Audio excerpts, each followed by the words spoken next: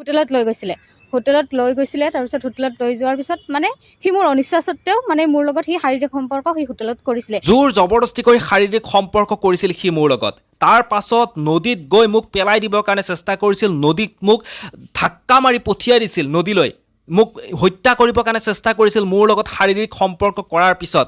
এয়া এজনী ছোৱালীৰ ভাষ্য, হয়, এয়া ভুক্তভোগী ছোৱালীজনীৰ ভাষ্য। ভুক্তভোগী ছোৱালীজনী কৈছে সাংবাদিকৰ আগত, মই সম্পূৰ্ণ প্ৰতিবেদনত আপোনালোকক সবিশেষ কথাখিনি জনাম, ছোৱালীজনী আচলতে কি কৈছে সকলোখিনি কথা জনাবৰ কাৰণে চেষ্টা কৰিম। আচলতে কিহৰ বাবে তেওঁৰ প্ৰেমিকে হোটেল ৰুমৰ ভিতৰত তেওঁৰ সন্মতি অবিহনে, সেই ছোৱালীজনীৰ সন্মতি অবিহনে জোৰ জবৰদস্তি কৰি শাৰীৰিক সম্পৰ্ক স্থাপন কৰিলে। তাৰ পাছত সেই ছোৱালীজনীক ব্ৰহ্মপুত্ৰৰ পাৰলৈ লৈ গৈ হত্যা কৰিবৰ কাৰণে চেষ্টা কৰিছিল, ব্ৰহ্মপুত্ৰত দলিয়াই দিবৰ কাৰণে চেষ্টা কৰিছিল। অৱশেষত ছোৱালীজনী বাচিল, কিন্তু এতিয়া ছোৱালীজনীয়ে সম্পূৰ্ণ তথ্যবোৰ ইতিমধ্যে ফাদিল কৰিছে। আচলতে ঘটনাটোৰ আঁৰৰ গোটেই ৰহস্যবোৰ ইতিমধ্যে ওলাই পৰিছে। আচলতে কিহৰ কাৰণে তেওঁক তেনেকৈ হত্যা কৰিব চেষ্টা কৰা হৈছিল, জোৰ জবৰদস্তি কৰি শাৰীৰিক সম্পৰ্ক তেওঁৰ লগত কৰিছিল।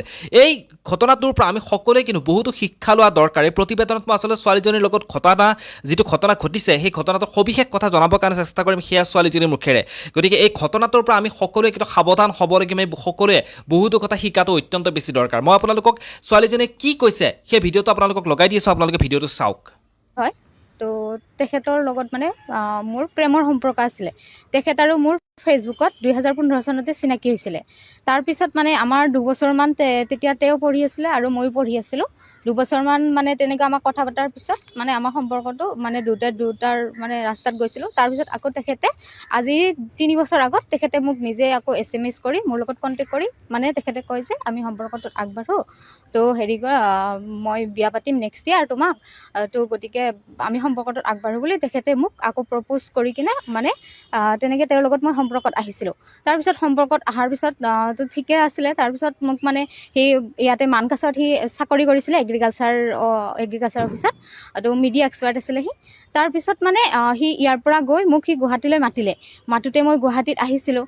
তাৰপিছত মানে গুৱাহাটীত আহিছিলোঁ, আহোঁতে মানে সি ক'লে যে হেৰি কি কয় আমি ভালকৈ কথা চথা পাতোঁ, কফি চফি খাওঁ। তাৰপিছত মই ক'লোঁ হ'ব। তেতিয়া সি মোক হোটেলত লৈ গৈছিলে। তাৰপিছত হোটেলত লৈ যোৱাৰ পিছত মানে সি মোৰ অনিচ্ছা সত্ত্বেও মানে মোৰ লগত সি শাৰীৰিক সম্পৰ্ক সি হোটেলত কৰিছিলে, কিন্তু মই তাক মানে হেৰি কৰিব দিয়া নাছিলোঁ, কিন্তু সি মোৰ লগত জোৰ জবৰদস্তি কৰিছে।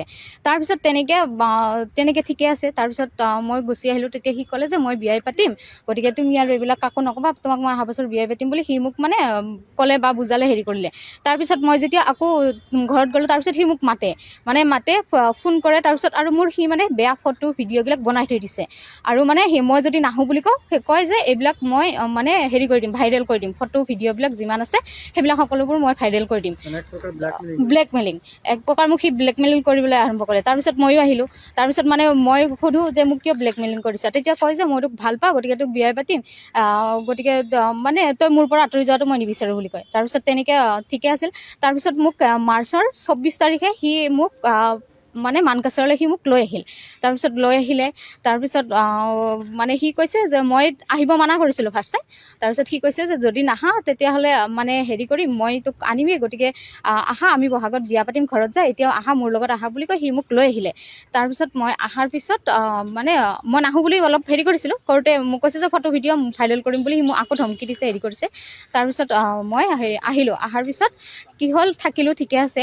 তাৰপিছত মানে সি আৰু ওচৰত মই যেতিয়া থাকিলোঁ তেতিয়া গম পালোঁ সি বেলেগ ছোৱালীৰ লগত মানে আকৌ কথা পতা আৰম্ভ কৰিছে। তো সি নলবাৰী মানে ছোৱালী এজনীৰ লগত সি কথা পাতে। ছোৱালীজনী জানো মই, ছোৱালীজনীৰ নাম চুমি দেৱী হয়। তাইৰ লগত মানে তাৰ ধৰা পৰিলে সেইবিলাক। তাৰপিছত তেতিয়া আমাৰ মাজত অলপমান কাজিয়া মানে তেনেকুৱা হ'ল। তাৰপিছত সি মোক কি কৰিলে, তাৰ বন্ধু মানে নয়নমণি ডেকাক সি লগত লৈ মোক সন্ধিয়া 5 তাৰিখে সন্ধিয়া, শনিবাৰে 5 তাৰিখে মোক সি সেই ব্ৰহ্মপুত্ৰ পাৰত বাংলাদেশ বৰ্ডাৰত লৈ যাই কিনে সন্ধিয়া তেতিয়া মানে হেৰি হৈ গৈছে, আন্ধাৰ হৈ গৈছে। সিহঁতে মোক কি কৰিছে, আমি বহি আছিলোঁ, থাকোঁতে মানে পাৰত বহি আছিলোঁ, মোক সিহঁতৰ হয়তো সেইটো হেৰি আছিলে, মোক মানে গটা মাৰি দিছে। মই তেতিয়া নদীত পৰিছোঁ। তাৰপিছত মানে দুটা ওচৰত আছিলে, এটা ইফালে আছিলে, এটা ইফালে আছিলে, দুটাই মিলি। তাৰপিছত মই নদীত পৰিলোঁ। নদীত পৰাৰ পিছত হেৰি কৰিলে, মানুহ আহিলে। মানুহৰ সহায়ত মই উঠি আহিলোঁ। তাৰপিছত উঠি অহাৰ পিছত মানে হেৰি কৰিলে, সি মোক মানে সেন্দুৰ মোক গুৱাহাটীত থাকোঁতে সি মোক গুৱাহাটীৰ ৰুমত মোক সেন্দুৰ দিছিলে। তাৰপিছত ইয়াতেও মোক মানে কৈছে আৰু কোনোবাই সুধিলে কি হৈছে, তাৰপিছত তেনেকৈ কোৱা